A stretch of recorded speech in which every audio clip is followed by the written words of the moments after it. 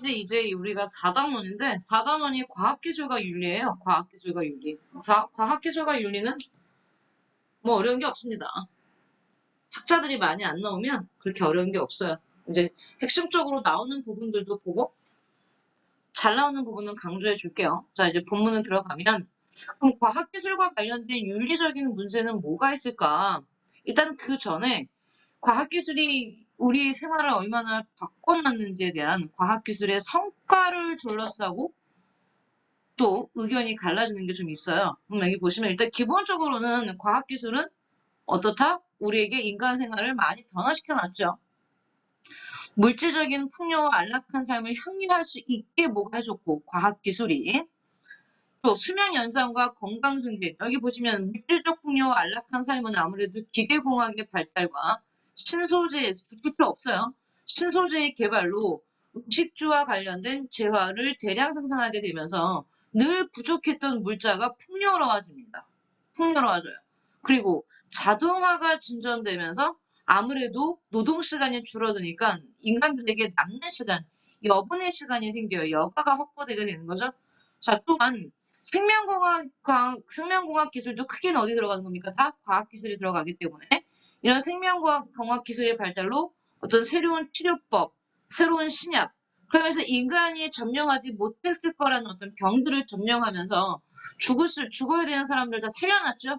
예방 및 치료가 가능해졌고 또 교통통신 정보통신의 기술은 결국 뭐 세계인들이 실시간 교류할 수 있게 했고 자유로운 여행을 가능하게 했고 공간적인 제약을 극복했다. 이 모든 것이 다 뭐다? 과학기술이 인간의 삶에 미친 어떤 성과예요.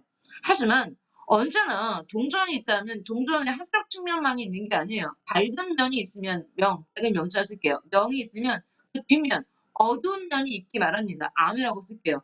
항상 모든 것에는 명암이 존재하죠. 밝은 면과 어두운 면이 존재해요.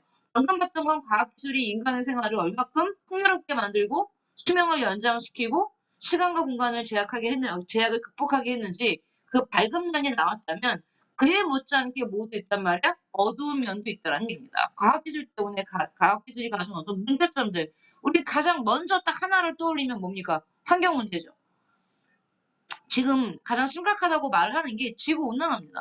지구온난화 때문에 여러분이 뉴스를 봤는지 모르지만 지금 우리나라 태평양 건너면 바로 북미, 캐나다가 나오는데 캐나다는 여러분 저기 지도를 보시면 아시겠지만 굉장히 위도가 높은 나라예요. 북쪽에 있는 나라고요. 더운 나라가 아니에요. 추운 나라예요.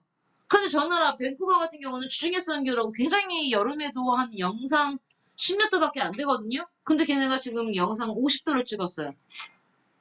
영상 50도. 우리나라 지금 폭염이라고 하면 30몇 도잖아요. 이런 것들이 지금은 다 어떤 거냐면 바로 환경 문제의 가장 대표적인 거잖아.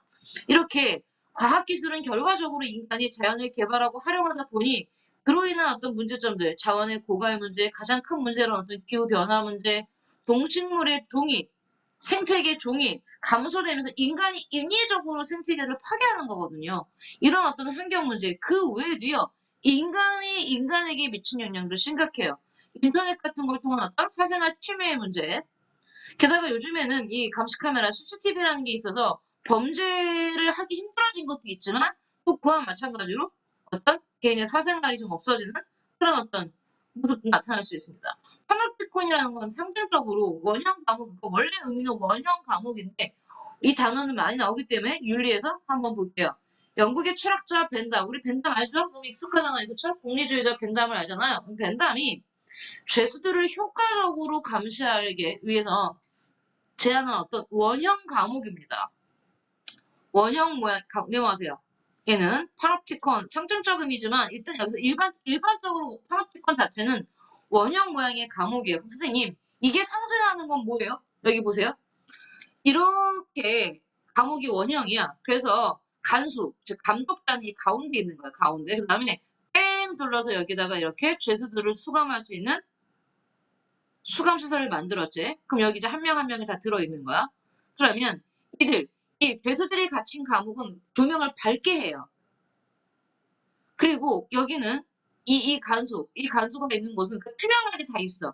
그래서 여기는 이 간수는 이 사람들, 죄수들을 볼 수 있지만 죄수들은 간수가 가운데 있는 걸 볼 수 없는 게 막아놔요. 그러면 자 설령 이 간수가 감독자가 자리를 비웠다 하더라도 죄수들은 몰라요. 지금 감독자가 자리를 비웠는지 안 비웠는지 모르기 때문에 자기가 계속 감시받고 있다고 생각하는 거야. 실제로는 아무도 없는데도 불구하고. 즉, 한 명의 감독자가 수십, 수백 명의 죄수들을 효과적으로 통제할 수 있는 겁니다. 그럼 이 사람들, 여기 감옥에 갇힌 사람들은 자기의 24시간이 언제든지 감독자가 자기 24시간을 바라보고 있다고 하기 때문에 실제로 아무도 없어도 자기가 스스로 뭐 하는 겁니까? 자기 행동을 제어하는 거예요. 마음 편히 못 늙는 거지. 그러니까 자기가 감옥에서 막 마음 놓고 생활을 못 하는 거야. 24시간 동안 내가 누군가에게 내 자신의 사생활이 감시당한다고 생각하기 때문에 그냥 죄수들은 뭐야? 정해진 룰대로 그대로 다 지키는 거야. 그럼 바꿔봐봐. 얼마나 이 사회는 효율적이겠니? 한 명의 감독자가 200명의 죄수들을 아니 한 명도 필요 없을 수도 있어. 그지? 그러면 그 죄수들을 쭉 관리 감독할 수 있다는 얘기 아닙니까? 하지만 이건 효율적인 그 죄수들을 감시하기 위해서 제안한 거지만 이게 상징적으로는 어떻게 해석이 되냐면 사회학적 용어로는 사람들이 CCTV가 동시에 있으니까 어때? 현대인들은 내 행동이 어디서든 잡힐 수 있다는 어떤 불안감에 시달린다는 뜻이에요. 이해하십니까? 그 파놉티콘이 사전적 의미는 원형 감옥이지만 사회학적 용어로는 더 많이 쓰여요. 파놉티콘이라는 거. 그래서 여기 보시면 자, 감시자의 존재를 드러내지 않으면서 끊임없이 수용자를 감시할 수 있는 구조? 아, 그러면 파놉티콘의 어떤 사회학적 상징은 바로 뭐다? 일반 시민들이 자기 생활이 국가기관이나 모르는 사람에 의해서 내 사생활이 노출될 수 있다는 어떤 불안? 그런 걸 말한다는 얘기입니다. 파놉티콘 사회와 빅브라더 역시 좋습니다. 빅브라더 단어들은 알아두세요. 단어들, 용어들은 알아야 여러분이 제시문을 읽고 문제를 풀 때 도움이 됩니다. 자, 빅브라더는 여러분이 파놉티콘보다 더 많이 들어봤을 텐데 유명한 조지 오웰의 소설 1984년에 나오는 용어로서 지방과 거리 곳곳에 설치된 텔레스크린으로 사람들의 행동을 감시하는 권력을 일컬으며 일반적으로 수치해요. 이게 이제 상징하는 바 이거죠. 일반적으로 빅브라더는 어떤 의미로 사용되느냐? 정보를 독점하고 사회를 통제하는 권력을 상징한다는 거죠. 자, 무슨 뜻이세요? 빅브라더는 뭘 상징합니까? 권력. 그 권력은 국가가 될 수 있겠죠. 국가들이 국민들의 어떤 사생활을 일일이 통제할 수 있다는 겁니다. 왜냐하면 여러분이 뭐 가끔 범죄 드라마나 범죄 영화를 보면 여러분 핸드폰 번호를 경찰청에서 조회하면 이렇게 여러분 위치가 추적됩니다. 통신사를 통해서. 물론 이건 개인은 못해요. 경찰청에서 할 수 있는 거지만 어쨌든 그 다음에 여러분의 카드 내역을 보면 여러분이 몇 월 며칠 몇 시 어디 갔다 어디 갔다 동선이 뭐 됩니까? 추적되잖아요. 우리 이번에 코로나 사태를 통해서 코로나 감염자가 확진자 주변에 있었던 사람들까지 감시 카메라를 통해서도 다 알 수 있듯이 이렇게 일반인들의 어떤 행위를 감시하고 독점하고 정보를 가질 수 있는 그런 어떤 권력을 상징하는 용어로서 뭐가 쓰인다? 빅브라더라는 단어가 쓰인다는 거 알아두세요. 그러면 이러한 과학기술이 가져오는 두 번째 문제점으로 뭘 듣는 겁니까? 이런 파놉티콘이나 빅브라더 같은 것들이 결국 뭐 할 수 있다? 개인의 사생활을 침해할 수 있다. 라는 문제점도 있고요. 다음 세 번째 문제점으로는 생명의 존엄성을 자 이건 특히 무슨 과학입니까? 생명공학이죠. 생명공학에서 우리 앞에서 이주연자 조작이라든지 봤었죠. 낙태라든지 아니면 우리가 생명 복제의 문제를 봤었습니다. 이런 것들은 결국 생명을 수단으로 취급할 수 있다. 칸트가 정말 싫어하는 거잖아요. 생명 그 자체를 도구나 수단으로 할 수 있다. 그런 문제점도 있고요. 네 번째 문제점으로는 인간의 주체성이 약화된다. 이 말은 뭐냐면요. 인간이 너무 기술에 의존하면 그렇게 됩니다. 의존하게 되면. 우리가 컴퓨터에 너무 의존하다 보면 인간이 할 수 있는 일이 자꾸만 적어지죠. 그래서 많은 SF 영화들 같은 경우 미래사회의 어떤 공포, 불안감을 그린 영화들이 있는데 그 영화들 중에 한 것이 또 뭐가 있냐면 미래사회는 기계가 인간을 지배하는 컴퓨터가 정말 어마어마한 큰 컴퓨터죠. 마더 컴퓨터가 결과적으로는 인간을 통제하는 어떤 그런 디스토피아, 우울한 디스토피아를 그린 영화들이 있는 게 바로 이런 모습, 이런 불안감을 보여준 겁니다. 결국 컴퓨터가 인간을 뛰어넘는 거 아니야? 라는 거. 그런 어떤 인간의 주체성 약한 문제라든지 비인간화 현상 같은 경우 기술 지배 현상과 인간 소유 현상 역시 별표해 놓은 단어들이기 때문에 용어 같이 한번 보겠습니다. 기술 지배와 인간 소외. 기술 지배 현상이라는 단어 한번 볼게요. 기술 지배란 과학기술이 인간의 선한 목적을 위해 중요한 용어는 이걸 주어 과학기술이 통제되지 않는 겁니다. 인간이 과학기술을 통제하지 못하는 상황이에요. 아까 전에 얘기했잖아. 우울한 디스토피아. 오히려 기계가 인간을 뭐하는 거? 지배하는 상황. 굉장히 SF의 고전적인 영화 매트릭스라는 영화가 있어요. 혹시 들어보셨어요? 봤어요, 매트릭스? 들어는 봤어요? 그런 영화가 바로 뭡니까? 그 기계가 인간을 지배해요. 양육해요. 막 키워내. 기계들이 쭉 인간을 이렇게 이런 어떤 애벌레 같은 그런 어떤 관 속에 넣고 양육 키워내는 거잖아요. 에너지로 삼아가지고.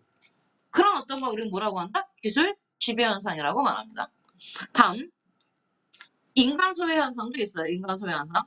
컴퓨터 휴대전화에 지나치게 의존하거나 생산 현장에서 여기 좋습니다. 인간 소비 현상은 사회문화라는 단어에도 과목에도 잘 나오는 용어인데요. 이거 인간을 마치 인간이 기계의 한 부품처럼 결국 인간이 뭐 되는 겁니까? 인간의 도구화가 되는 거죠. 이것도 결국에 일종의 인간의 도구화입니다. 일종의 인간의 도구하고요. 일종의 인간의 수단화가 되는 겁니다. 이런 것들은 뭐다? 과학기술이 가져오는 어떤 문제점이에요. 그러면 지금 왜 앞에서 과학기술이 가져온 성과, 좋은 점과 문제점, 어두운 면을 모두 보여줬냐면 이런 걸 둘러싸고 우리가 지금 볼 건 뭔데요? 우린 윤리잖아요. 윤리. 윤리에서는 우리가 다른 건 뭐 딜레마 상황, 논쟁입니다. 논쟁을 보기 위해서 과학기술이 가져온 성과와 문제점을 둘 다 살펴본 거예요. 그러면 이러한 것들이 있어서 현재 과학기술, 이제 여기서부터가 우리가 본격적으로 봐야 될 부분이죠. 과학기술을 바라보는 뭐? 관점? 두 가지 관점이 있어요. 네, 줄 치세요, 여러분. 형광펜으로. 과학기술 지상주의, 그 다음에 과학기술 혐오주의. 용어에서 너무 명확하게 입장이 드러나죠. 과학기술 지상주의와 과학기술 혐오주의는 먼저 과학기술 지상주의는 말 그대로 과학기술이 인간을 유토피아로 안내할 거야라고 믿는 겁니다. 과학기술이 인간의 한계를 극복시키고 자 여러분 얼마 전에 뉴스에 일론 머스크를 비롯한 일론 머스크는 지금 미국의 기업가고요. 영국의 100만 전자가 우주여행 성공했다. 민간인 우주선 봤어요? 뉴스? 이제 민간인 우주여행 시대가 열려요. 그러니까 여러분 뭐 우주여행 하니까 쌤이 그러면 우리가 우주선 타고서는 뭐 달나라 그거까지는 아직 아니고 영국의 억만장자가 자기가 이제 만든 우주선을 갖고 뭐 했냐면 100여권 밖에 나가서 이제 그 진공 상태를 경험해 본 건데 이제 그걸 예약을 받았대요. 그런 경험을 할 수 있는. 그래서 얼마더라? 그 비행 요금이 그런데 까먹었다. 그래서 레오나르도 디카프리오를 비롯한 헐리우드의 유명 배우들을 비롯한 전 세계 이제 부자들이 예약을 미리 해놨다. 이제 거기서 이제 그것 때문에 일론 머스크도 그걸 준비하고 있고요. 개인 어떤 기업들이 우주선을 움직일 수 있는, 왕복시킬 수 있는 그런 어떤 시대가 와간다. 그런 건 뭡니까? 여러분도 상상해 봤어요? 내가 지구 바깥에서 직접 내 눈으로 지구를 보고 싶은 거?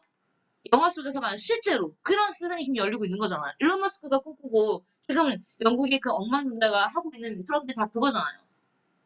직접 우주선을 타고 이렇게 밖에 나가서 대기권 바깥에 나가서 지구를 이렇게 내가 직접 바라보는 거죠. 그거는 뭐겠습니까? 과학기술 지상주의죠.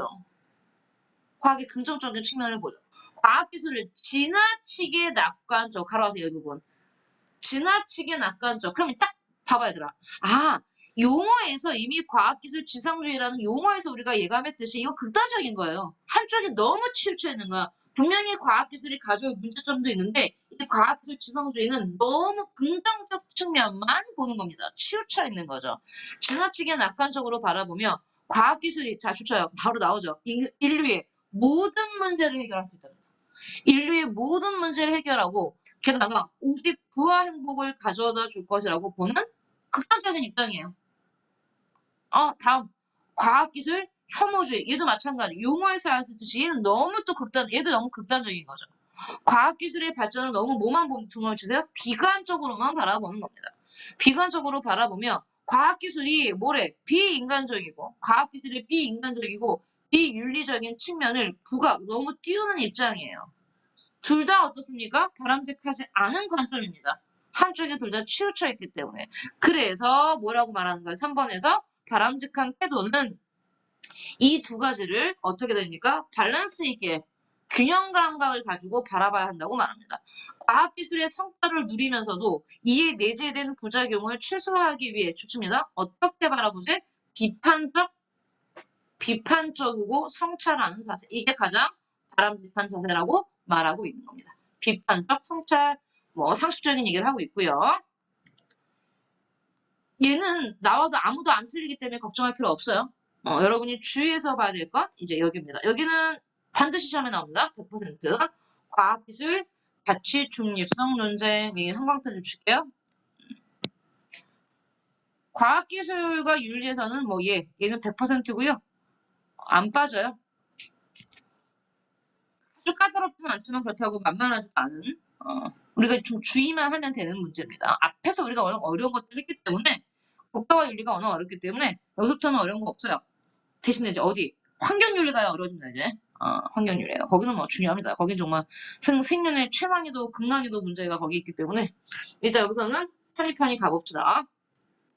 그러면 과학기술의 가치 중립성 논쟁은 도대체 뭐냐? 여기 보면 일단 첫 번째는 뭐야? 과학기술의 가치 중립성을 뭐하는 강조하는 입장이고 첫 번째는 두 번째는 과학기술의 가치 중립성을 부정하는 입장이에요. 과학기술의 가치 중립성을 강조하는 입장과 부정하는 입장이 있어. 자, 그럼 먼저 과학기술의 가치 중립성을 강조하는 입장은 뭐냐? 이제 되게 유명한 말이 나옵니다. 과학기술은 그 자체로 좋죠. 좋은 것도 나쁜 것도 아니다. 아주 중요한 표현입니다. 과학기술은 그냥 그 자체로 좋은 것도 나쁜 것도 아니야. 그러니까 뭐라고 판단할 수 없다는 얘기야. 다이너마이트가 있어. 그럼 다이너마이트를 만드는 기술, 다이너마이트 만드는 그 기술은 선도 아니고 악도 아니야. 근데 그 다이너마이트를 사람들을 죽이는 폭발으로 쓰면 나쁜 거고. 그죠? 민간인들을 죽이는 데 쓰면. 근데 그거를 민간인들을 지금 어디 갇혀서 살리는데, 입구를 털게 해서 살리는 데 쓰면 좋은 거야. 즉, 과학기술이 그 자체는 뭐야? 가치가 중립적이라는 뜻이에요. 그걸 쓰는 사람이 잘못했다는 얘기입니다. 칼이 있어요, 칼. 칼을 가지고 사람을 죽이면 살인 무기가 되지만, 칼을 가지고 음식을 만들면 요리하는 기구가 되는 거잖아요. 이렇게 칼 자체는 뭐다? 아무런 가치 선도 아니고 악도 아니다. 그렇게 말하는 겁니다. 과학기술은 사회적 책임과 그렇기 때문에 여기 지금 결론이 나와요. 과학기술은 그 자체로 좋은 것도 나쁜 것도 아니기 때문에 그래서 네모하세요. 사회적 책임과 윤리적 평가로부터 뭐하다? 자유로워야 한다. 바꿔 말하면 이 말은 뭡니까? 과학기술은 사회적 책임과 윤리적 평가의 대상이 아니라는 얘기겠죠. 그래서 평가의 대상이 아니야. 왜? 자유로워하니까. 과학기술 그 자체는 선박 아니니까. 그러면 얘네들은 말합니다. 그래, 오케이, 좋아. 네 말이 이해하겠어. 그러면 과학기술이 아까 말했던 다이너마이트를 발명을 했어. 폭발물을 발명을 했을 때 그 다이너마이트가 가져올 결과에 대한 책임은 누구한테 있어? 누구한테 있대요? 쓰세요. 과학자한테 있는 게 아니에요. 책임은 과학자에게 있는 게 아니라 누구한테 있다? 그걸 실제로 쓰는 사람들. 예를 들어 만약에 정치가가 썼다. 정치인이나 그걸 군인이 썼다. 기술자들이 썼다. 이 사람들 실제로 그것을 다이너마이트를 실생활에 쓴 사람들한테 책임이 있는 거지. 그걸 발명한 과학자는 다이너마이트를 발명한 과학자는 다이너마이트가 살인무기로 사용되었든 살상무기로 사용되었든 책임질 필요가 없다는 뜻입니다. 이해가시죠? 무슨 말인지? 이게 가치 중립성을 강조하는 입장이에요. 누가 있어요? 야스퍼스가 있어요. 들어봤어요? 야스퍼스? 우리 어디서 배웠나요? 실존주의에서 배웠나요? 실존주의? 오케이. 실존주의 철학자.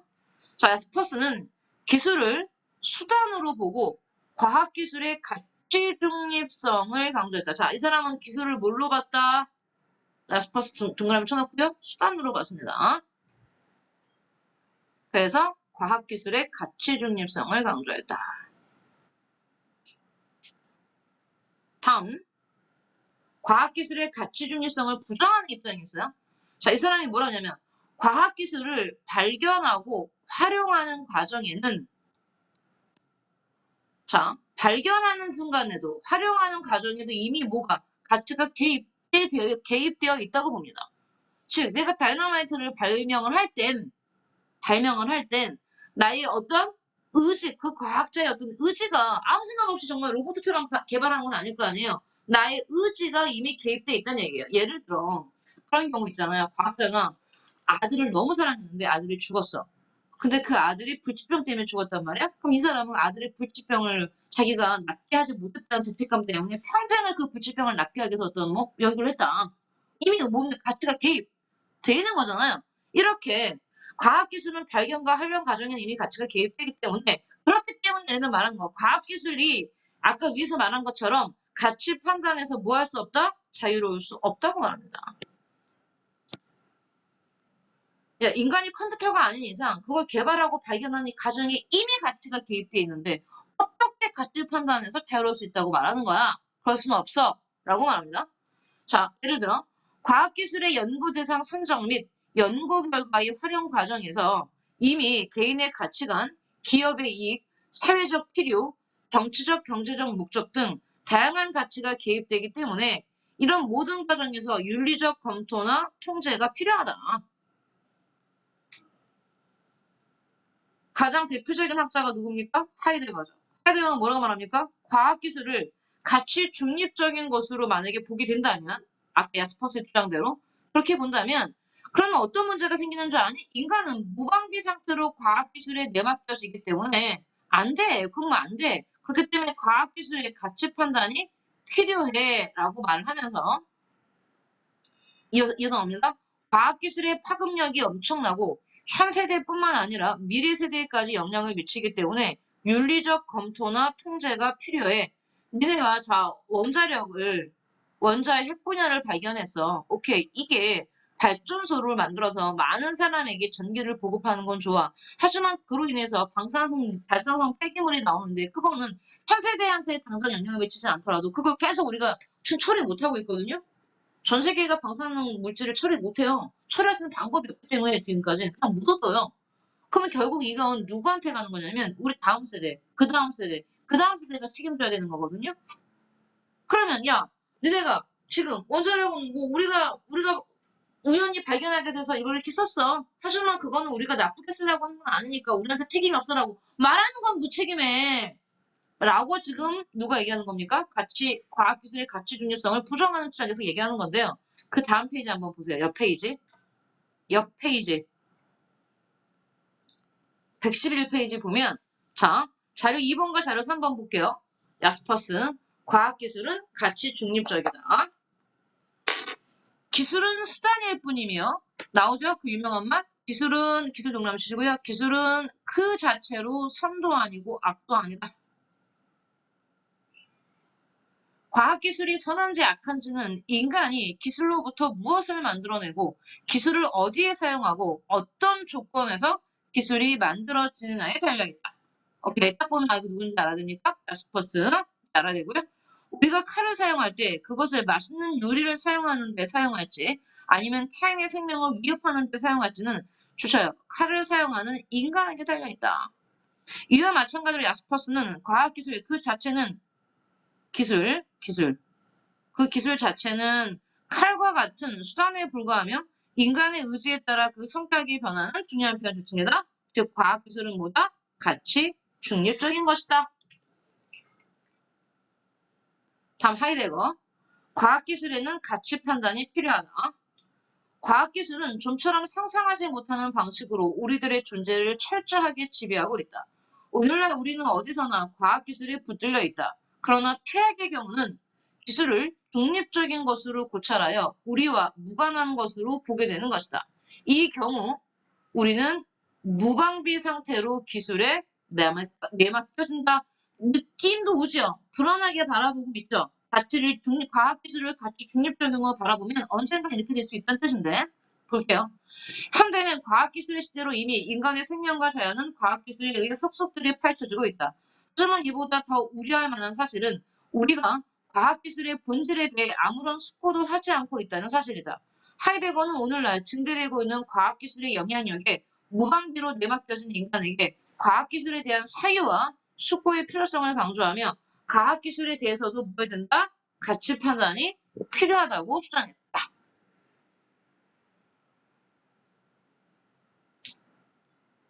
자, 선생님 프린트 잠깐 볼게요. 자, 선생님 프린트를 잠깐 보면요. 우리 지금 과학기술과 윤리였죠. 과학기술과 윤리에서 과학기술의 두 입장을 우리가 봤어, 이렇게. 여기 보면 우리 아까 과학기술 지상주의의 대표적인 학자로 베이컨 같은 경우를 줄 수가 있어요. 베이컨은 뭐라고까지 설명했냐면 이제 과학기술이 발달하면 인간이 영생을 누릴 수 있는 것처럼 묘사를 했거든요. 알약 하나만 먹어도 배가 부르고 뭐 사람들이 절대 어떤 병에도 걸리지 않으며 뭐 이렇게. 베이컨 같은 경우는 정말 과학기술 지상주의라고 할 수 있죠. 자, 그다음 정말 중요한 건 2번에 있습니다. 과학기술의 가치, 중립성 논쟁. 가치 중립을 주장하는 쪽은 윤리적 평가에서 자유롭다는 표현입니다. 이 표현 선생님 중요하기 때문에 이런 표현을 알아두세요. 과학기술은 실험, 관찰을 통해 지식을 획득하기 때문에 이 사람들은 말하는 거야. 생각해봐야 기술이란 게 뭐니? 기술은 실험하고 관찰하는 건데 여기에 무슨 가치가 개입되겠어. 있는 그대로 보이는 대로 물이 100도씨에서 끓네? 물이 영하로 떨어지면 어네? 이렇게 실험과 관찰을 통해서 지식이 획득되기 때문에 이걸 옳다. 물이 0도씨에서 어는 걸 가지고 옳다, 나쁘다라는 가치 판단할 수 없잖아. 그렇기 때문에 과학은 뭐다? 과학기술은 윤리적 평가에서 좋은 표현이에요. 자유롭다 이런 표현 썼습니다. 그래서 아까 야스퍼스 우리 봤죠? 과학기술은 상도 악도 아닌 단순한 뭐다? 기술은 수단이다 이런 표현을 썼었어요. 반면에 가치 판단이 필요하다고 주장하는 쪽이 바로 우리가 방금 봤던 가치 중립성이 필요하다고 말하는 애들인데 자, 이 사람들도 저기 봐봐요. 여기 실험하고 관찰을 해서 지식을 획득하는 이 과정에 대해서는요. 이쪽 중요해요. 똑같아요. 얘네랑 같이 중립을 주장하는 쪽이랑 얘네도. 아니 얘네도 마찬가지야. 물이 100도씨에서 끓는데 거기에 대해서 옳다 그르다고 말할 수 없대. 오케이 이것도 인정해요. 그럼 2단계에서는 뭐야? 얘네도 똑같습니다. 누구랑? 같이 중립을 주장하는 거 똑같아요. 2단계에서는. 정당화 과정은. 정당화 과정은. 근데 그 다음 단계. 그래서 별표하셔야 됩니다. 어느 단계에서는 2단계. 연구 대상을 선정하고 그 다음에 그 연구 결과를 마지막에 활용하는 과정. 처음 과정과 중간 이게 연구 대상 선정 과정은 보통 처음 과정이죠. 그 다음에 마지막에 연구 결과를 활용하는 건 마지막 단계죠. 보통 처음과 마지막 단계에서 그때는 뭐가 돼야 된다? 반드시 가치가 개입한다는 겁니다. 이거 꼭 구별하세요. 이 사람들이 무조건 모든 단계에서 가치가 개입된다고 말하는 게 아니에요. 정당화 과정에서는 똑같습니다. 얘네랑 가치 개입이 안 된다고 생각하면 애들과 이 단계에서는 똑같아요. 그런데 이 나머지 그 다음 단계 그럴 때는 뭐야? 개인적 가치관이나 사회적 필요 이런 것들에 따라 연구 대상이 선정되고 연구 결과가 활용되기 때문에 이 단계에서는 가치 판단이 뭐하다? 필요하다. 이 말은 즉 다른 말로 뭡니까? 가치 개입이 된다는 얘기입니다. 이 단계에서는 꼭 알아두세요. 나오는 거. 그래서 하이데거는 과학기술은 단순한 가치 중립적 도구가 아니다. 얘는 도구라고 말했고요. 얘는 도구가 아니라고 말하는 겁니다. 하이데거는. 오케이? 요걸 조금 더 자세하게 아까 선생님 우리 완자에서는 두리뭉실하게 표현한 거고요. 선생님이 프린트에서는 얘를 좀 더 구별시킨 겁니다. 꼭 알아두세요. 얘는 지금 아까 우리가 완자에서 봤을 때는요. 같은 말인데 구별 안 했을 뿐이에요. 여기 연구 과정이잖아요. 연구 과정에서는 가치 중립성을 인정하지만 얘네도 마찬가지 이거 과학기술을 뭐 할 때 여기 정확히 말하죠. 과학기술의 뭐 연구 대상을 선정하고 연구 결과를 활용할 때 요 과정에서 가치는 개입된다는 뜻이에요. 가치 중립성을 부정한다는 얘기는 가치 개입된다는 뜻입니다. 이 과정이 똑같아요. 연구 대상을 선정하고 연구 결과를 활용하는 과정에서는 가치 판단이 필요하다. 가치 판단이 필요하다는 얘기입니다.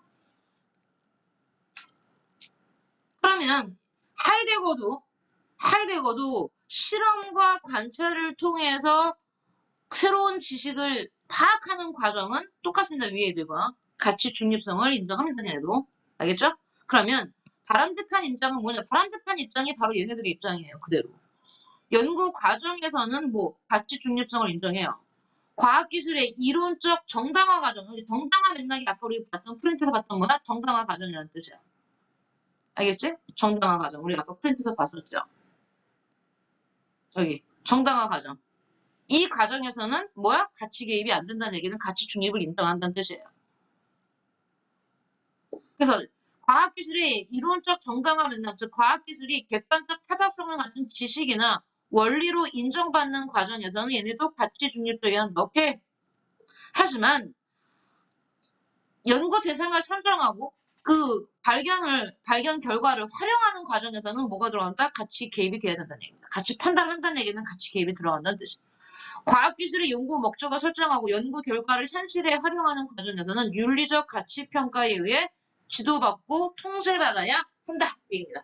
규제받는 얘기 뭐야? 가치에 의해서 통제받아야 한다는 얘기입니다. 즉 사람을 죽이거나 나쁜 데 사용돼서는 안 된다라고 말하고 있는 겁니다.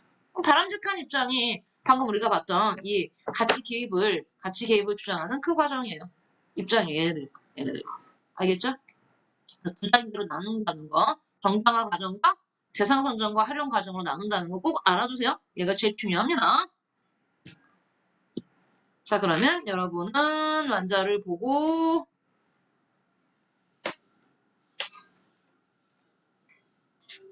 자, 그 다음 페이지로 넘어갈게요. 112페이지. 112페이지는 뭐에 대한 얘기냐면 이제 과학기술의 사회적 책임에 대한 얘기인데 이게 더 중요합니다. 이걸 우리는 과학기술의 사회적 책임이라고 나온 건데 특히 어느 부분이냐면 여기입니다. 여기가 시험에 나오는 거죠. 그 아래 2번, 3번. 2번, 3번이 이제 시험에 나오는 거니까요. 일단 볼게요. 과학기술은 자, 혼자서 뭔가 새로운 발명품을 발견해서 혼자서 들키다가 사라지진 않잖아요, 사람들이. 이건 분명히 어떻게 됩니까? 상용화되고 다른 타인들에게 영향을 미칩니다. 과학기술의 파급 효과를 보면 현대의 과학기술은 개인과 사회에 지속적이고 광범위한 일회적으로 끝나지 않아요. 긴 시간 동안에 지속적이고 그 다음에 소규모 범위가 아니라 전 세계 모든 곳에 영향을 줍니다. 그런데 문제는 파급 효과가 이렇게 큰데 정확히 예측할 수가 없다는 거예요. 왜냐하면 우리가 전혀 예상하지 못했던 뭐가 나올 수 있습니까? 부작용이 나올 수 있어요. 우리가 약을 자 봐봐요. 여러분 들어봤죠? 임상실험이라는 거. 신약을 개발했어. 근데 이 신약을 개발할 때 우리가 앞에서 윤리 문제에서 봤지만 사람을 대상으로 인체 실험을 할 수는 없어요. 제일 좋은 게 인체 실험인데 누구한테 실험할 겁니까? 그래서 우리가 대체로 동물 실험을 하잖아요. 생지. 근데 동물 실험도 반대하는 쪽이 많죠. 하지만 일단 동물 실험을 한단 말이에요. 가장 이제 포유류 같은 동물한테 실험을 해서 이제 그게 어느 정도 안정성이 입증되면 그 다음에 이제 임상 실험을 사람한테 합니다. 그때는요, 여러분 혹시 광고를 받는지 모르지만 뭐 지속적으로 피부 질환을 앓고 있는 사람들 중에 자원 돈을 받아요. 신약이 개발되는데 이걸 물론 무료로 약을 주는 거죠. 그 약을 먹어보고 실험 대상이 되겠냐고 모집을 합니다. 자율적으로. 아니면 여러분이 드라마나 영화에서 보면 정말 항암 치료를 할 때 이게 신약인데 그 암 환자한테 물어봐요, 의사는. 이게 신약인데 아직 이게 결과는 나오지 않았지만 한번 드셔보시겠냐. 이 얘기는 암 환자는 내가 죽자는 살기니까 내가 그냥 한번 약을 먹어보겠다. 어차피 내가 시한부 하면 이 약을 먹어보고 뭐 죽으면 죽은 거고 추천되면 좋고 이런 심정으로 받는 사람들이 있어요, 신약을. 이렇게 실험을 하더라도 어때? 불확실성이죠. 즉 과학기술은요 우리가 예측할 수가 없어요. 예측은 하되 내 예측이 완전히 맞지 않을 수도 있습니다. 과학기술의 결과에 대한 예측이 분명하지 않고 과학자의 의도나 과학기술의 사용 목적과 상관없이 뭘 가져올 수 있습니까? 부정적인 결과를 가져올 수 있어요. 다음, 도대체 적용의 강제성은 무슨 말일까요? 과학기술의 적용에 대한 요구가 커지고 과학기술의 사용은 지속적인 욕구로 자리 잡게 되면서 비윤리적인 과학기술의 개발과 적용을 사람들이 막기가 힘들어진다. 통제하기가 힘들어지고 있다. 비윤리적 과학기술 개발과 적용. 왜냐하면 모든 걸 다 통제할 수 없어지기도 해요. 또 시공간적 광역성. 현대의 과학기술은 지구 전체와 미래 세대까지 당장 지금 우리는 지구 온난화로 미래 세대까지 영향을 미치고 있잖아요. 이렇게 과학기술이 뭐하기 때문에 사회적 책임이 크기 때문에 이제 이게 시험에 나오는 얘기 아니야. 과학기술이 이런 이런 어떤 효과를 띠기 때문에 그래서 뭐가 나왔다는 얘기가 어떤 논쟁거리가 나왔다? 도대체 과학기술자는 어디까지 사회적 책임을 져야 되느냐라는 문제가 나왔다는 얘기예요. 앞에 거는 이런 어떤 논쟁이 나오게 되면 뭡니까? 배경이에요. 배경. 이 배경을 그냥 이해하시면 돼요. 배경을 이해해서 우리가 볼 건 뭐다? 바로 이 부분이죠. 어디까지 책임의 범위. 기술자가 이건 과학자를 말하는 거야. 과학자가 어디까지 책임을 져야 할지에 대한 어떤 논쟁이 있는 겁니다. 어렵지 않아요. 보면 딱 보더라도 자 일단 과학기술자에게 사회적 책임이 요구되는 이유는 우리가 앞에서 쭉 봤어요. 이런 것들 때문에. 과학기술자란 말, 과학자가 연구한 그 연구 성과물이 그 개인만 가지고 끝나는 게 아니잖아요. 그 연구 성과물이 사회에 미치는 영향이 위에서 봤듯이 너무 커. 연구 성과물이 사회에 미치는 영향력이 점점 커지면서 그래서 뭐가 필요해진 거야? 높은 수준의 도덕성. 그 다음에 뭐가 요구됐다? 책임의식이 요구됨에 따라서 바로 뭐가 나왔다는 얘기, 이러한 논쟁이 나왔다는 얘기입니다. 이런 이유 때문에 이런 논쟁이 나왔다. 일단 논쟁을 가기 전에 과학기술자의 책임을 둘로 나눠놨어요. 내적 책임과 외적 책임으로 나눠놨어요. 일단 이 용어를 우리가 아셔야 됩니다. 내적 책임은 뭐고 외적 책임은 뭐냐. 내적 책임은요. 이거 여기서 우리 책임은 뭐라고 표현했어? 연구 자체에 대한 책임입니다. 연구 자체에 대한 책임. 지금 연구 자체에 대한 책임은 뭐 이거지. 연구 윤리를 지키는 거. 그게 연구 자체에 대한 책임이에요. 연구 윤리는 뭔데요? 내가 연구하는 과정에서 내가 하지 않은 남의 것을 갖고 온다든가 내 연구 결과를 왜곡시킨다든가 나는 3번 실험에 성공했는데 10번 실험에 성공했다고 막 확대하거나 과장하거나 실험하는 도중에 불법을 저지르고 이런 거. 위조하지 않고 변조하지 않고 표절하지 않고 부당한 이런 거. 이런 걸 안 하는 게 뭐야? 내적 책임을 지는 거야. 알겠어요? 내적 책임. 위조, 변조, 표절, 부당한 저자 표기 금지 같은 것을 지키는 걸 우리는 연구의 내적 책임이라고 불러요. 엄격한 자기 검열에 처사를 가져야 된다. 이건 연구 과정에 대한 어떤 책임을 말하는 겁니다. 그러면 외적 책임은 뭐냐? 연구 윤리는 물론이거니와 뭐까지도 결과까지도 책임져야 되는 건 결국 사회적 책임인데요. 외적 책임은 다른 말로 뭐라 불러? 사회적 책임이다. 과학기술자는 나의 연구 결과가 여기 보세요. 내가 연구한 이 연구 결과가 사회에 미칠 영향에 대해서도 뭐 해야 된다? 책임을 져야 한다. 중요하죠. 그래서 사회적 책임이라고 불러요. 단지 연구하고 끝나는 게 아니야. 새로운 걸 발명하고 끝나는 게 아니야. 내 발명품이 사회에 미칠 영향에 대한 책임까지도 과학자가 져야 한다는 뜻이거든요. 그래서 보시면 예를 들어 선한 의도로 시작한 연구일지라도 사회적으로 새로운 결과가 예상될 경우 뭐 하래요? 좋습니다. 연구 중단하랍니다. 처음에 시작은 정말 좋은 의도로 내가 연구를 했는데 예를 들어서 뭐 우리 뭐 복제제를 시작해서 우리가 성공을 했어. 그래서 나는 내가 이걸 복제한 이유는 줄기세포를 복제한 이유는 정말 불치병, 난치병을 치료하기 위해서 내가 했는데 이걸 가지고 맞춤형 아기를 만들어서 판다든가 막 돈벌이라든지 아니면 부자들이 자기 아이들이 병에 걸렸을 때 싱싱한 똑같은 간을 얻기 위해서 뭐 복제를 한다든가 이렇게 악용되는 경우가 예상이 된다면 이 사람들 외적 책임까지 주장하는 사람들은 연구를 중단해야 된다고 말을 하는 거예요. 자신의 연구 활동이 인간의 존엄성 구현과 삶의 질 향상을 위한 것인지 항상 뭐 해야 된다? 봐야 돼요. 정말 나의 연구 활동이 이게 위한 건가? 정말 어떤 부자들을 위한 게 아닌 정말 인류 보편을 위한 것인가? 라고 늘 되돌아보는 과연 내가 옳은 길을 가고 있는가? 성찰이라는 건 내가 나의 연구 과정을 계속해서 뒤돌아보면서 점검하라는 얘기거든요. 그런 자세를 지녀야 한다. 이게 외적 책임이에요. 그럼 당연히 논쟁이 난 건 뭐겠습니까? 내적 책임까지만 져야 한다는 주장과 아니다. 과학자는 사회적 책임까지 져야 한다는 어떤 추론이 있겠죠. 얘네들끼리의 논쟁을 말하는 거예요. 얘네들끼리의 논쟁을. 잠깐 쉬었다 할게요. 프린트를 같이 한번 보겠습니다. 방금 봤던 과학자의 책임 논쟁. 그럼 과학자가 어디까지 책임을 질 것이냐의 문제이기 때문에 그거를 선생님 프린트에 뭐라고 표현했습니까? 책임의 범위라고 표현했어요. 그러면 내적 책임만 져야 한다. 여기까지만 책임의 범위는 내적 책임까지다라고 말하는 사람들을 보면 아까 말했듯이 연구 윤리만 준수하면 되는 겁니다. 즉 표절하거나 변조하거나 위조만 하지 않으면 돼요. 이 얘기는 자 이거를 가장 많이 틀리는 오답이 뭐냐면 안 틀려요. 여기서. 여러분이 오해합니다. 과학자가 내적 책임만 져야 한다고 주장했다고 해서 과학자는 윤리적 평가의 대상이 아니라고 말하면 틀려요. 과학자도 윤리적 평가의 대상이 될 수 있어요. 이건 어디까지, 과학자가 책임을 안 지겠다는 얘기가 아니잖아. 책임의 범위가 어디까지라는 문제지. 알겠어요? 그래서 예를 들어 이렇게 나옵니다. 과학자는 연구 과정에서 도덕적 규범의 제약으로부터 벗어나야 한다. 이거 이렇게 나오면 틀린 선택지가 됐습니다. 근데 이거 정말 많이 낚였어. 이때. 여러분 선배들이 이 선택지에서 낚였어. 이게 나왔는데 맞다고 했어.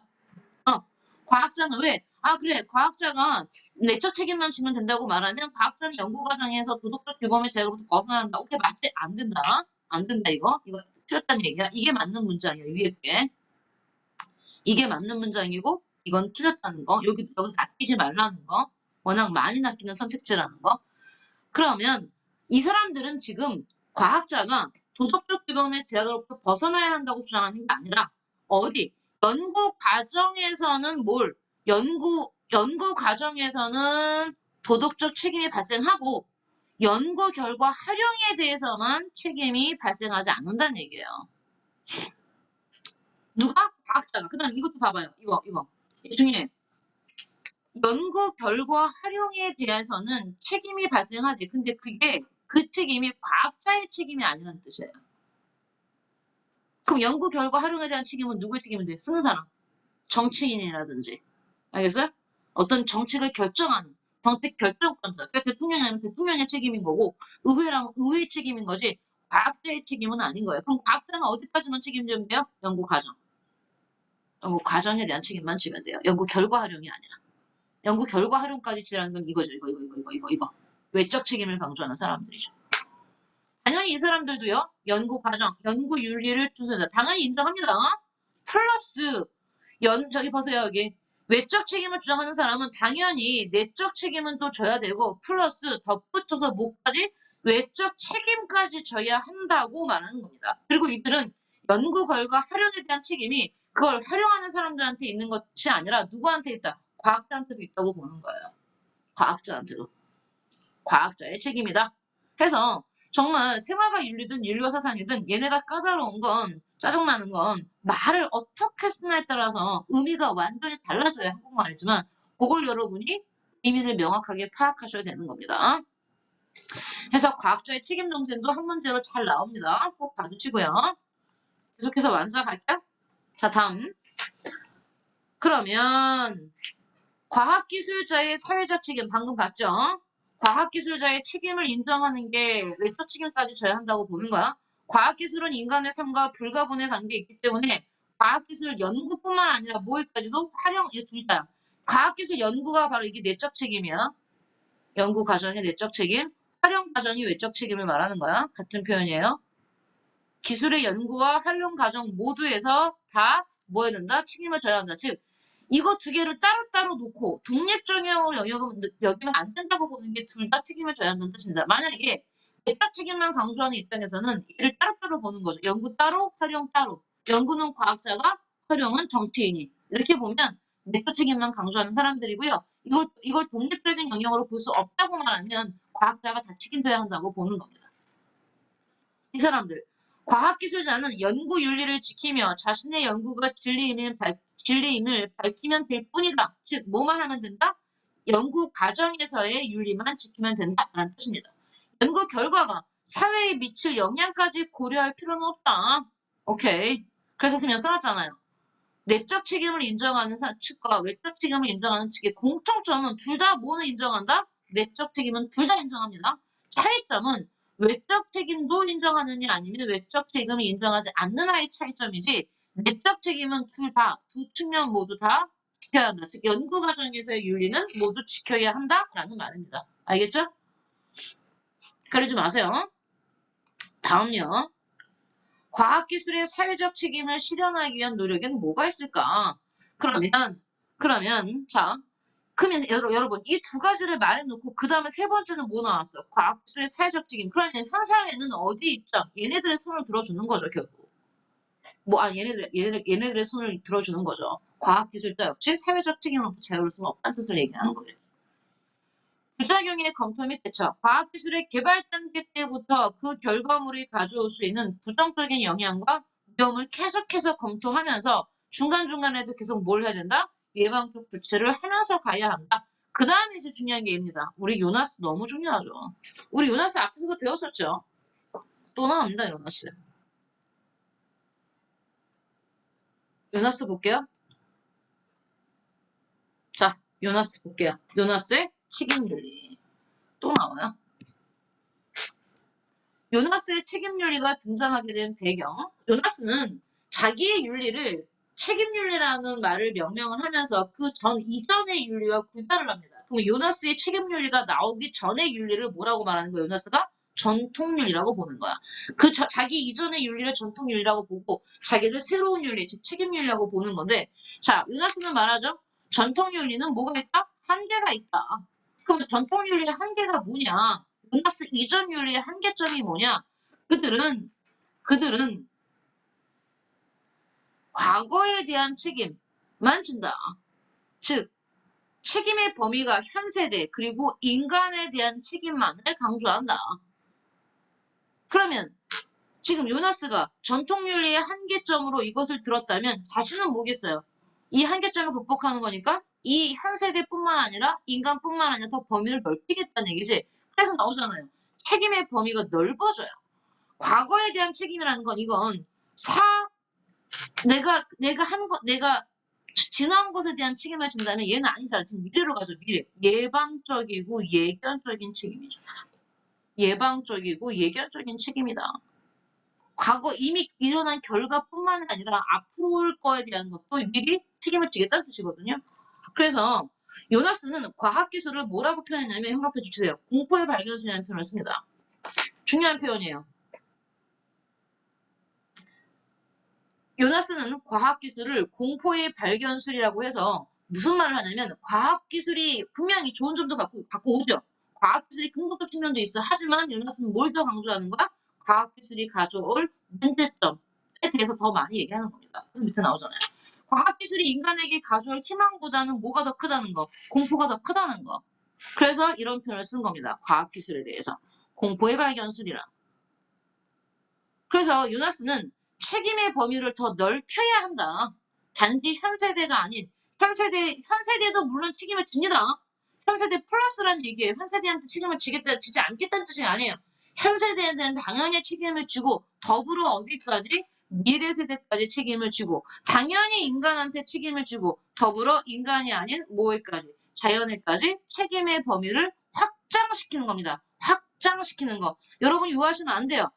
요나스가 현 세대에 책임 안 지고 미래 세대에만 책임지겠다는 의미 아닙니다. 그 다음 책임 능력에 대한 얘기를 할게요. 요나스가 말하는 책임의 범위는 미래 세대와 자연까지 확장되지만 그럼에도 불구하고 책임 능력을 가진 건 당연히 누구만 갖고 있습니까? 인간만 책임질 수 있어요. 당연하죠.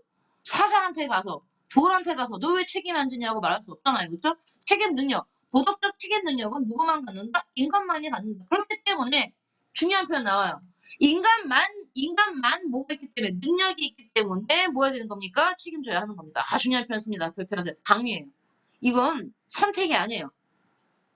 인간이 마땅히 해야 돼요. 왜? 인간만 능력이 있으니까. 선생님 이건 우리가 한 일이 아닌데 왜 우리가 책임져야 돼? 우리만 능력이 있으니까. 여기서 말하는 우리는 누구야? 인간이죠. 인간입니다. 그래서 당위에다가 별표해 주세요. 이 책임은 요나스가 말하는 책임은 당위적인 책임이에요. 무조건적인 책임이에요.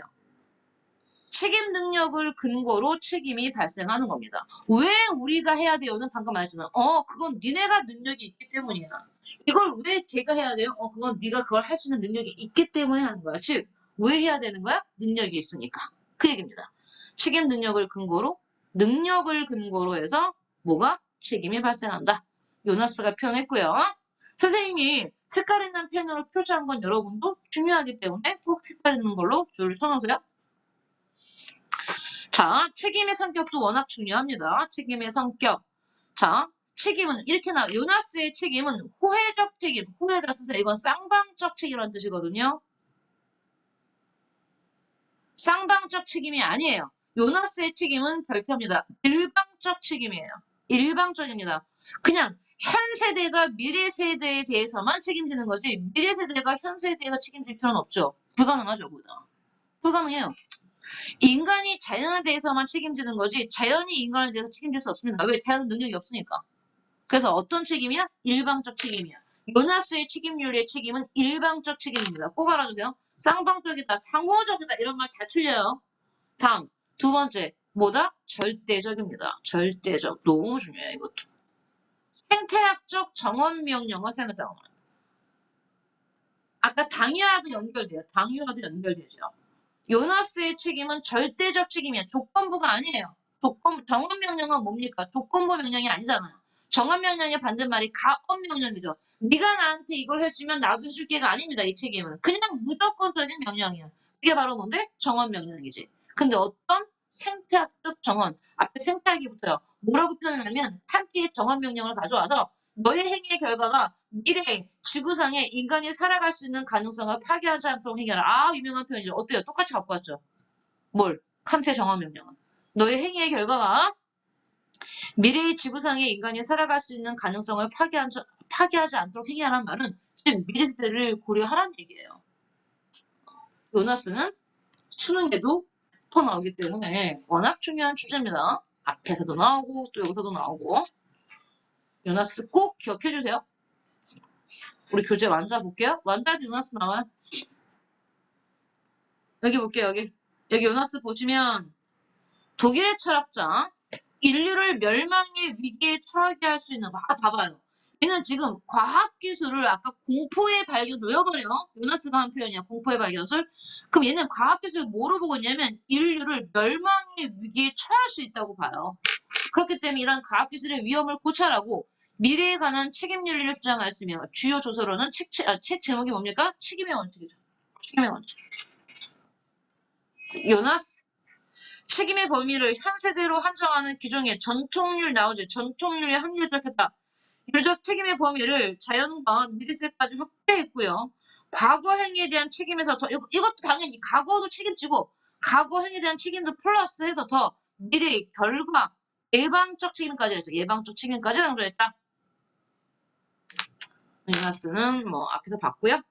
또 그 외에도 사회적 책임을 실현하기 위한 노력 등으로 기아나 환경 문제 등의 해결을 위해 적정 기술이라는 표현이죠. 단어 하나 알아둘게요. 적정 기술은 도대체 뭐냐? 나오죠, 여기.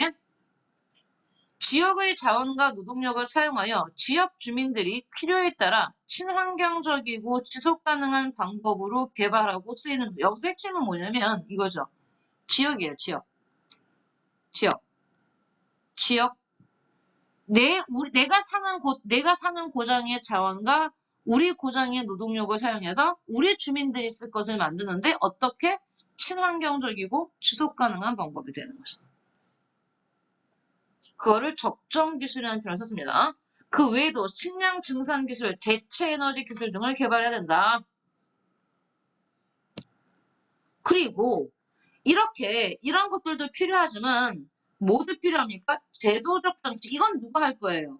여기는 이런 것들을 여기 봐봐. 이런 것들은 과학자가 한다면 과학자가 한다면 이거는 과학 아닌 과학 이외의 것들이죠. 정치의 범위죠.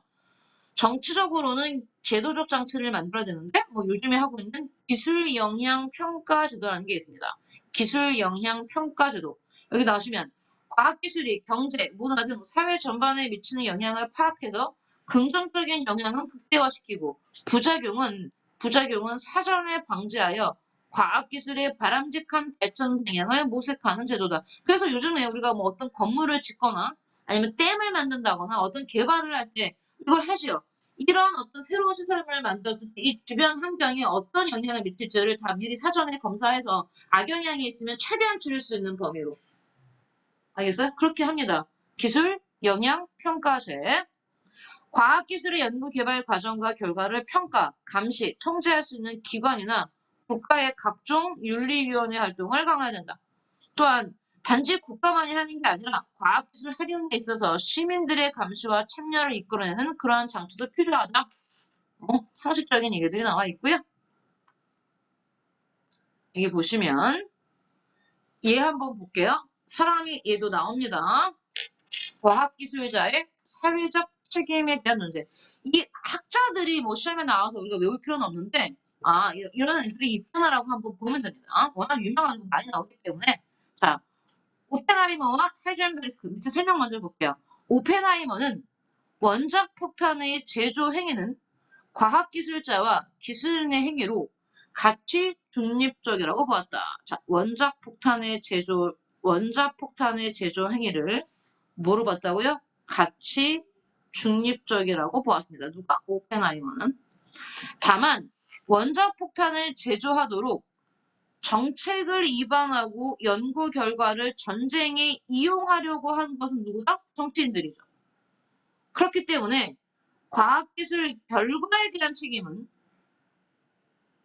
대한 책임은 누구한테 있다? 정치인들에게 있다고 말했습니다. 누군? 오펜하이머. 그럼 오펜하이머는 뭡니까? 과학기술자는 내적 책임만 지면 된다는 쪽이겠죠. 과학기술의 가치 중립성을 뭐하는 겁니까? 강조하는 쪽이겠죠.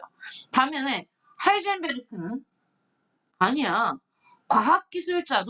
과학자도 한 개인이자 사회 구성원으로서 과학기술이 사회에 미친 영향을 고려해야 할 의무가 있기 때문에 원자폭탄이 불러온 결과에 책임이 있다. 누구도? 과학자도 결과에 책임이 있다. 이렇게 말합니다. 즉, 과학기술의 가치 중립성을 인정하지 않는 쪽인 거죠. 내가 원자폭탄을 만든 것은 사실이지만 원자폭탄의 사용에 관한 결정은 정치인이 내린 것이며 나는 맡은 바 임무를 충실했다. 이렇게 말하고 오펜하이머, 하이젠베르크. 원자폭탄을 만든 사람은 응분의 책임을 져야 한다. 왜? 과학자도 뭐기 때문에? 공동체의 일원이기 때문에. 자유로울 수 없기 때문에. 하이젠베르크는요. 오펜하이머 같은 주장을 하는 사람들한테 말했어요. 그러면 네가 무인도에서 살았어야지. 혼자. 그러면 너는 책임을 안 져도 되지. 하지만 네가 살고 있는 곳은 사회야. 혼자서 네가 그걸 연구했다고? 완전히 아무것도 없는 무에서 불가능하지 않아요? 어떻게 가능합니까? 그 사람이 있는 어떤 시대의 영향을 받았을 거고 그 전에 공부하는 사회적 지식에 영향을 미쳤을 거고 그죠? 수많은 어떤 조력자가 있었을 거고 그럼에도 불구하고 너가 사회적 책임이 없다고? 라고 말을 하는 겁니다. 다음요. 요나스는 워낙 유명하니까요. 다시 볼게요. 행해진 것에 대한 사후적 책임 부과와 관련되지 않고 나오죠. 사후적 책임 운운하고 있죠. 지금. 옛날의 전통 윤리는 과거. 이게 사후적 책임이 바로 과거에 대한 책임입니다. 아까 쓴 프린트에 과거에 대한 책임.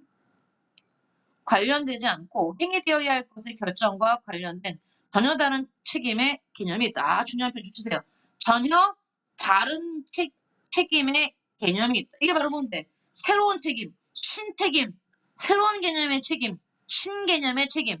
이에 따르면 나는 나의 행동과 그 결과에 관해 책임이 있다고 느끼는 것이 아니라 결과에 관해 책임 있다고 느끼는 것이 아니라 뭐래요? 나의 행위로 인해 앞으로 발생할 사태에 대한 책임이 있다고 느낀다. 조청하세요. 읽으면서 여러분이 이거 요나스구나라고 아셔야 됩니다. 책임의 대상은 나의 밖에 놓여 있기는 하지만 나의 권력에 의존하고 또 나의 권력에 의해 위협을 받음으로써 나의 권력의 작용 영역이 안에 있다.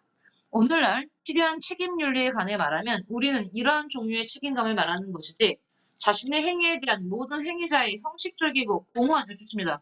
형식적이고 공허한 책임. 이게 뭔데? 전통사회의 책임. 여기서 써놨죠, 선생님이. 전통적 책임이라고. 형식적이고 공허한 책임, 전통적 책임을 말하는 것은 아니다.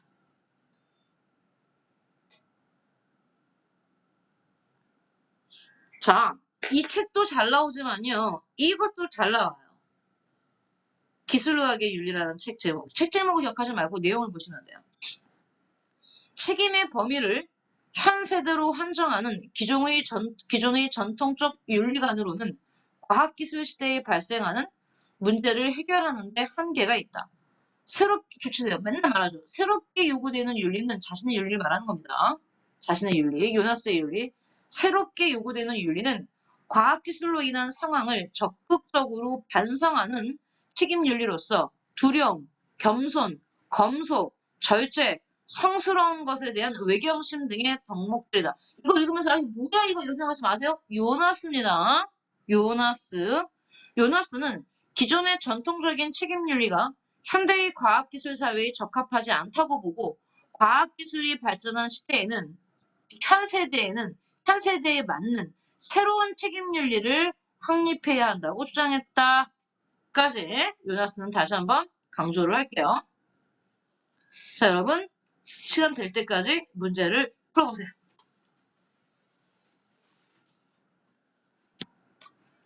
과학기술이 인류에게 가져다준 혜택으로 보기 어려운 거. 뭐예요? 기후변화는 혜택은 아니죠. 그 다음에 생명의 수단. 얘는 문제점이지. 혜택은 아니죠.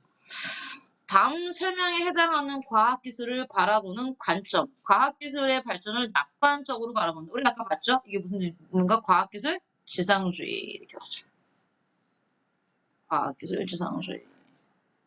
극단적인 사상은 위험해요. 여러분. 여러분 나중에 사람을 만날 때도 극단적인 너 나야 쟤야 이런 거 안 됩니다. 이분법적으로 물어보면 너 선택해. 갈까 말까. 이런 거 안 됩니다. 야스퍼스는 기술을 수단으로 보고 과학기술의 가치 중립성을 강조했다. 그럼요. 기술은 단순한 도구기 때문에 가치 개입이 아니라고 표현한 거니까 가치 중립성을 강조한 사람 야스퍼스죠? 야수예요, 야수. 자, 하이데거는 과학기술의 발견과 활용 과정에 가치 판단이 필요하지 않다고 봤다. 아니죠. 과학기술이 활용 과정에서는, 그 다음에 발견 과정에서는 뭐가 있다? 가치 판단이 필요하다고 봤죠. X고요. 과학기술의 발전은 생명의 존엄성 훼손, 비인간화 현상 등 다양한 윤리 문제를 일으키고 있죠. 현대의 과학기술은 과거보다 더욱 발전하여 과학기술이 미래에 가져올 결과를 정확히 예측할 수 없죠. 다음, 과학기술자의 책임과 의미. 외적 책임은 사회적 책임을 말합니다. 사회적 책임. 그렇기 때문에 니은으로 가면 되는 거고요. 내적 책임은 연구 그 자체에 대한 책임을 말하는 거고요. 다음요. 요나스.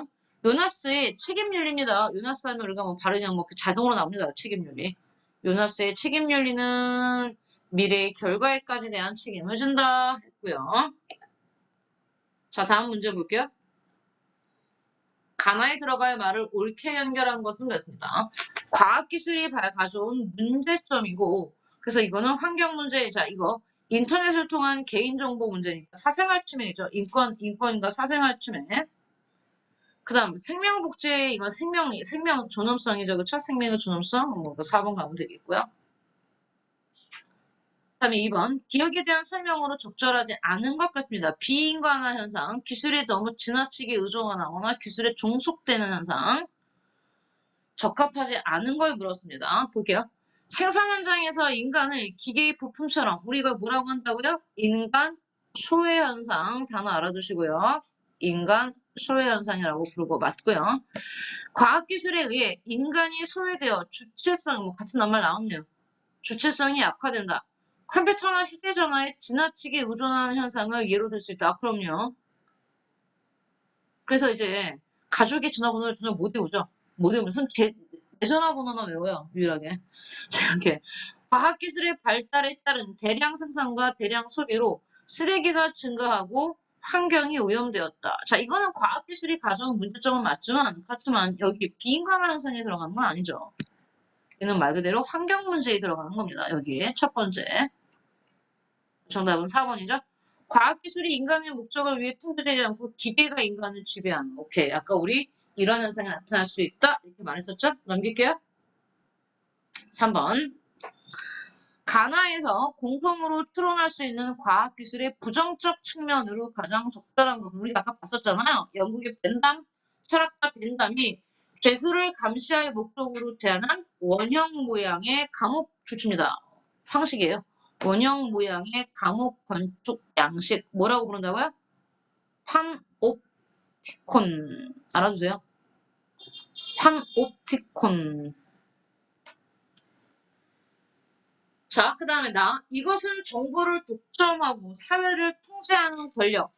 정보를 독점하고 사회를 통제하는 권력, 우리 빅브라더스라고 말한다고 했죠. 단어 알아주세요. 빅브라더. 빅브라더, 빅브라더. 조지 오웰의, 자, 이거 조지 오웰의 소설 1984년 처음 등장했다. 그러면 파놉티콘과 빅브라더를 통해서 우리가 공통적으로 추론할 수 있는 과학기술의 측면은 당연히 부정적 측면, 사생활 침해, 인권 침해에 관련된 얘기겠죠. 그렇죠? 그래서 우리가 그것을 고르면 됩니다. 몇 번입니까? 5번이네요. 각 사회에 대한 거대한 감시체제. 이게 파놉티콘이에요. 상생하는. 거대한 감시체제를 가능하게 하여 전자정보 파놉티콘 사회가 도래할 수 있다. 막 나의 모든 걸 알 수 있죠. 여러분 그 CF 봤어요? 아이폰 CF였는데 내가 이제 뭐 한 번을 이렇게 검색하면 계속 따오는 거 알죠? 연관 검색어로. 선생님이 예를 들어서 나이키를 뭘 하나 샀어. 근데 내 선생님이 이제 네이버로 검색하면 계속 나이키가 떠요. 새로운 신상품이 등장했다고. 그래서 나중에 내가 뭘 하나 사면, 내가 뭐 어떤 브랜드 하나만 사면, 그 들어오는 그 브랜드가 다 붙어버려요. 그런 아이폰 선전이 있었거든요. 그래서 아이폰 그거로부터 자유롭다. 근데 그게 뭔데? 어쨌든 편할 때가 있고 되게 귀찮을 때가 있죠. 그 얘기는 뭐냐면, 이 인공지능이 나의 모든 소비 패턴을 다 알고 있는 거잖아요. 그래서 미리 내가 하기 전에 막 들어오는 거잖아요. 그렇죠? 이건 뭔데? 전자정보 플랫폼 사회의 측면이 될 수 있는 겁니다. 나의 모든 정보가 다 이미 어디에? 데이터에 들어가 있는 거예요. 어떤 취향을 좋아하는지. 선생님이 무슨 영화 한 편을 보잖아요, 네이버로? 난리야. 막 검색하기 전에 이미 추천을 쫙. 정말 얼마나 많은 팝업 창이 뜨는지, 와, 괴롭습니다. 물론 어떤 부분은 또 긍정적 측면이 있어요. 내가 굳이 나이키 신제품을 검색하지 않아도 알아서 막 신제품을 떠주니까 그럴 때는 편할 때가 있어. 오케이. 다음 4번. 다음 사례에 대한 옳은 설명을 보기에서 고르면 그랬습니다. 18세기에서 19세기 수공업 노동자들이 산업혁명의 결과로 발명된 새로운 기계 보급을 실업과 저임금의 원인으로 파악하여 기계를 파악했다. 이게 뭐 러다이트 운동이었습니다. 명칭이 있어요. 러다이트 운동.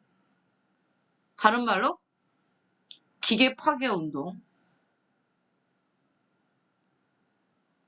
자, 새로운 기계가 발명되면서 일자리를 빼앗는다고 생각했어요. 새로운 것에 대한 어떤 두려움이겠죠. 자, 그러면 이건 뭐에 대한 얘기일까? 당연히 과학기술을 뭐 하는 겁니까? 과학기술을 나의 어떤 생존권을 위협하는 위험물로 인식했잖아요. 과학기술 혐오주의의 어떤 측면이라고 할 수 있습니다. 그래서 1번 과학기술 혐오주의의 대표적인 사례 알아주세요. 뭐가 있었다? 러다이트 운동이 있었습니다. 또한 과학기술의 부정적 측면만을 강조하는 관점이 드러나 있다. 자, 우리 한번 생각해 봅시다. 이게 예전에만 있었던 게 아니에요. 최근에도 막 우리 그 사람을 대신해서 주문받는 거 뭐라고 하죠? 우리 기계로 주문받는 거? 안 들려요. 키오스크 같은 게 등장하면서 정말 데스크 직원들이 사라지잖아요. 여러분은 많이 못 느끼겠지만 선생님이 지하철을 한창 타고 다닐 때는 항상 지하철 창구마다 사람들이 있었어요. 사람들이 지하철에서 지하철 표를 끊어주고 매표소에서 돈을 내고. 근데 없어졌잖아요. 왜냐면 자동 기계가 요즘엔 지하철표를 누가 자동 기계로 삽니까? 그냥 카드로 하지. 그럼 이렇게 뭔가 자꾸만 다동화가 되면서 사람들 점점 필요 없어지지요. 필요 없어지면서 일자리를 없애요. 그렇다고 해서 우리는 발전을 거부할 것인가? 과거로 돌아갈까?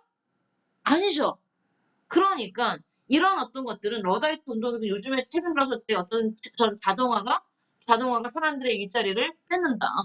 거기서 이제 그 자동화에 대한 어떤 거부 반응들이 있었거든요.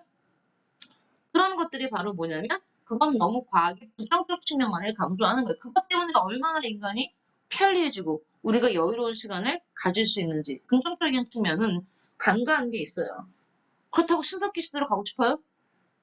환경 오염이 되니까 우리가 정말 탄소 제로 시대, 탄소를 쓰지 않는 시대로 가자. 그럼 우리 뭐 하는 거예요? 자전거 타면 돼요. 자전거는 탄소를 배출하지. 하지만 자전거 위에 모든 건 안 되지.